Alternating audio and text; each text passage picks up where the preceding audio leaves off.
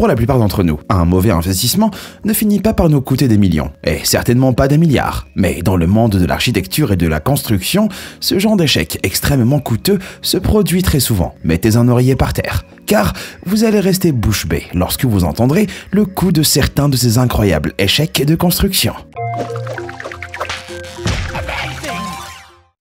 Les villes fantômes de Chine. Dans toute la Chine, il existe des villes où les feux de circulation passent du rouge au vert, mais où aucune voiture ne circule. Les rues sont bien pavées, mais personne n'y marche. Et les gratte-ciels s'élèvent tout autour, mais ils sont vides. Ces endroits sont connus sous le nom de villes fantômes. Ils sont aménagés pour accueillir des milliers de personnes, mais il leur manque un élément essentiel, les gens. Les villes fantômes sont le symptôme d'un problème majeur en Chine, où la construction rapide de nouvelles villes dépasse de loin le désir des gens d'y vivre. Pour tenter de stimuler la croissance économique dans ces régions, les gouvernements locaux finissent par accumuler des dettes colossales lorsque les gens mettent trop de temps à arriver, ou dans certains cas, n'arrivent jamais. En fin de compte, cet excès de zèle dans la construction a coûté à la Chine des milliers de milliards de dollars, un seul projet en difficulté ayant coûté 200 milliards de dollars aux investisseurs. Ce projet, le Yujiapu Financial District à Tianjin, en Chine, était fortement inspiré de Manhattan et visait à rivaliser avec la Grosse Pomme en tant que l'un des principaux centres financiers du monde. Mais lorsque les gens n'ont pas afflué vers le projet, les fonds ont diminué et la construction a ralenti jusqu'à s'arrêter, dans un avenir très incertain. Je suppose que les villes fantômes prouvent que l'expression « si vous la construisez, ils viendront » ne fonctionne pas toujours aussi bien. Hôtel Ryugyong, Corée du Nord. Alors que les gratte-ciels en Chine peuvent être érigés en quelques semaines. Ce n'était certainement pas le cas pour un hôtel particulièrement grandiose à Pyongyang, en Corée du Nord. Le Ryugyong Hotel a été en construction depuis 1987, et si son extérieur a finalement été achevé en 2011, l'intérieur reste inachevé. Le bâtiment comporte 3 grandes ailes, formant une pyramide visuellement impressionnante dont l'histoire est décevante.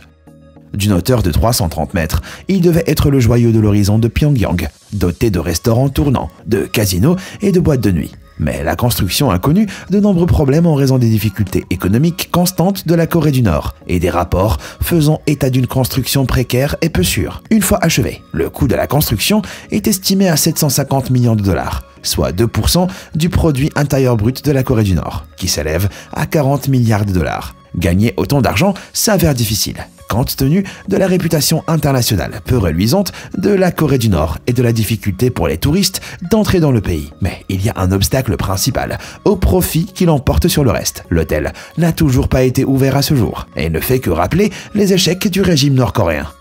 South China Mall. Avant d'être dépassé par le Dubai Mall, South China Mall était le plus grand centre commercial du monde de par sa superficie totale. Mais alors qu'il détenait ce titre au début des années 2000, il était simultanément considéré comme un centre commercial fantôme, parce qu'il était étrangement vide. Le complexe commercial, situé à Dongguan, dans la province chinoise du Guangdong, a été construit pour accueillir plus de 2000 magasins. Mais il a ouvert en 2005 avec seulement 386 magasins. Au cours des 5 années suivantes, ce nombre n'a cessé de diminuer. Et alors qu'il avait annoncé sa prévision de plus de 200 000 visiteurs par jour, la réalité était plus proche de 200. Pendant des années, des étages entiers du centre commercial sont restés inoccupés. Et 99% de ces espaces commerciaux étaient toujours vacants en 2008. Les seules parties du complexe qui connaissaient une fréquentation raisonnable étaient ses cinémas et ses parcs d'attractions intégrés. Les problèmes venaient du fait que le centre commercial était et reste difficile à atteindre sans transport personnel. De plus, la clientèle de classe supérieure visée ne s'est jamais montrée intéressée, et les habitants de la classe sociale inférieure de Dongguan n'ont généralement pas les moyens de s'offrir un tel centre commercial. Plus de 10 ans après avoir été rebaptisé New South China Mall, le nombre de vitrines vacantes a commencé à diminuer, et les visiteurs commencent lentement à affluer. Mais avec un coût de construction de 1,3 milliard de dollars, il faudra du temps puis se remettre de sa réputation d'échec aux proportions colossales. El Helicoide, Venezuela. Construit à l'origine comme un symbole de progrès sous le régime du dictateur militaire Marcos Pérez Jiménez, El Helicoide à Caracas, au Venezuela, a eu un passé, pour le moins intéressant. La construction de ce bâtiment en spirale a commencé en 1956, avec pour objectif de devenir un luxueux centre commercial, avec des boutiques à perte de vue, des cinémas et même un héliport. Aujourd'hui, le coût de la construction a atteint 90 millions de dollars. Mais avec la clientèle haut de gamme qu'il visait à attirer, cette somme serait sûrement rapidement récupérée. Pour s'assurer qu'il soit au goût des visiteurs les plus payants, des familles ont été expulsées des bidonvilles des environs. Mais le karma a équilibré la balance de cette approche impitoyable en 1958, lorsque Marcos Pérez Jiménez a été renversé. Le bâtiment n'a jamais été véritablement achevé et a été endommagé à plusieurs reprises par des bombardements politiques au cours des années qui ont suivi. On pense qu'à certains moments, il a été habité par 10 000 squatteurs. Mais aujourd'hui, il est utilisé pour détenir des prisonniers politiques. Il est peu probable que cet étrange bâtiment au passé encore plus étrange soit un jour doté de restaurants et de boutiques de créateurs que ses concepteurs avaient prévus. Le métro de Cincinnati. Parfois, un objet bien intentionné peut se solder par un échec total, hors du contrôle de quiconque. C'est exactement ce qui s'est passé lors de la construction du métro de Cincinnati au début du XXe siècle. Dans le but d'alléger le trafic dans les rues de Cincinnati, un système de métro a été proposé avec succès en 1917. La construction a commencé et dans les années qui ont suivi, 8 km de tunnels de métro ont été construits. Malheureusement, à mesure que le siècle avançait et que la Grande Dépression battait son plein, les coûts de construction doublaient et les fonds étaient épuisés avant d'être arrêtés de force. Le projet avait perdu l'équivalent actuel d'environ 200 millions de dollars. Tout ce qu'ils avaient à montrer était une série de tunnels de métro sans voie. Malgré diverses tentatives au fil des années, Cincinnati n'a jamais été en mesure de relancer son projet de métro raté. Les tunnels restent à ce jour encore abandonnés. Aéroport de Ciudad Real, Espagne. Lorsque vous payez 1,2 milliard de dollars pour construire un aéroport, vous vous attendez à ce qu'il soit bien utilisé, n'est-ce pas?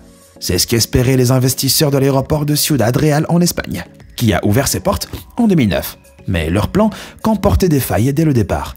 Tout d'abord, l'aéroport devait offrir aux compagnies aériennes une alternative à bas prix à l'aéroport Barajas de Madrid, situé à plus de 160 km. Mais placer cette alternative à une telle distance en plein milieu de nulle part n'était pas la plus judicieuse des idées. Les passagers n'ont pas apprécié le nouvel aéroport et en 2012, il a fermé ses portes. Cette débâcle a contraint la société de gestion de l'aéroport à déposer le bilan après avoir accumulé plus de 300 millions de dollars de dettes. Le véritable coup dur est toutefois survenu lorsque les propriétaires de Ciudad Real ont tenté de vendre l'aéroport. Après avoir rejeté une offre humiliante de 10 000 dollars de la part d'investisseurs chinois, l'aéroport a finalement été vendu pour 62 millions de dollars en 2016. Non seulement cela ne représentait que 5% de son coût de construction, mais la relance de l'aéroport est estimée à 640 millions de dollars supplémentaires. Lotus Riverside Block 7, Shanghai. Le matin du 27 juin 2009, dans le district de Minhang à Shanghai, en Chine, les gens se sont réveillés avec un fort grondement qui a fait trembler le sol. Mais il ne s'agissait pas d'un tremblement de terre. Un immeuble d'habitation de 13 étages s'était effondré sur le côté. La construction de l'immeuble, qui était presque terminée, était l'un des 11 immeubles du nouveau quartier résidentiel de Lotus Riverside. L'effondrement a été causé par le creusement d'un garage sous l'immeuble. La terre retirée a été empilée près d'un ruisseau voisin, et le poids lourd a fait s'effondrer la berge du ruisseau, en saturant le sol environnant avec de l'eau. Le sol détrempé a fini par céder, entraînant l'effondrement du bloc 7. Un ouvrier de la construction a été tué dans l'effondrement, ce qui a entraîné de longues peines de prison pour les personnes jugées responsables et des pertes économiques estimées à 2,8 millions de dollars. Si le coût monétaire est minime comparé à d'autres que j'ai mentionnés, le coût d'une vie humaine dans une tragédie évitable le place parmi les pires. Point défectueux. Parfois, les échecs de construction sont moins dus à de mauvais investissements qu'à des fautes des erreurs de calcul très dangereux. Et lorsqu'il s'agit de quelque chose comme un pont, se tromper dans ses calculs peut avoir des effets dévastateurs. Prenez le pont de Tacoma Narrows dans l'État de Washington.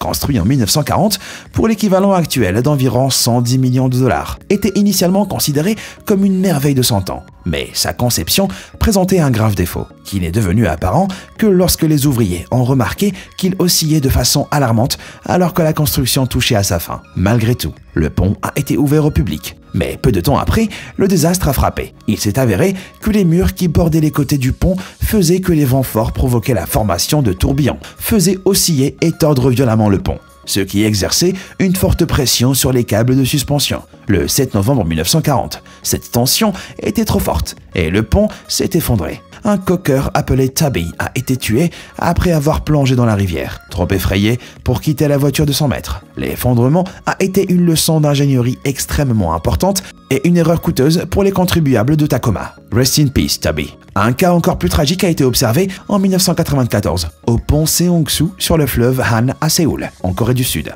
Le pont cantilever avait coûté environ 35 millions de dollars en monnaie actuelle lors de sa construction en 1979. Mais malgré son prix considérable, la mauvaise construction a été littéralement sa perte. Des poutrelles en acier mal soudées sous le pont ont entraîné l'effondrement d'un gros morceau de béton dans la rivière en contrebas. À l'heure de pointe, 32 personnes ont été tuées dans l'effondrement et 17 autres ont été blessées. Le pont a dû être entièrement redessiné et reconstruit. Pour les citoyens de Séoul, la mauvaise qualité de l'ouvrage n'a pas seulement entraîné le gaspillage du coût total du pont d'origine, elle a aussi coûté des vies.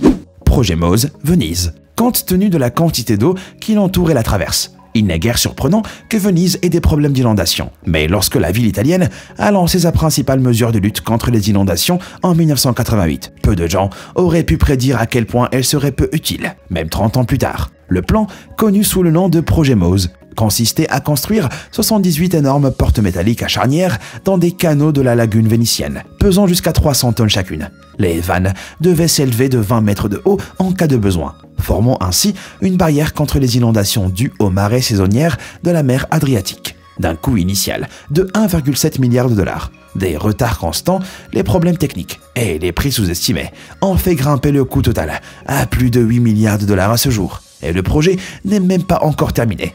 Pour ne rien arranger, à cause des retards, certaines parties des barrières sous-marines commenceraient déjà à rouiller et à fuir. On craint également de plus en plus que les barrières construites ne puissent même pas être utiles si elles sont un jour terminées. Après tout, le niveau de la mer continuera de monter plus haut que ce que les murs étaient censés arrêter au début du projet. Le projet Mose reste l'un des échecs de construction les plus coûteux et les plus durables de tous les temps. Alors, votre ville connaît-elle des catastrophes de construction de l'ampleur de celles que j'ai évoquées aujourd'hui? Faites-le moi savoir dans la section des commentaires ci-dessous.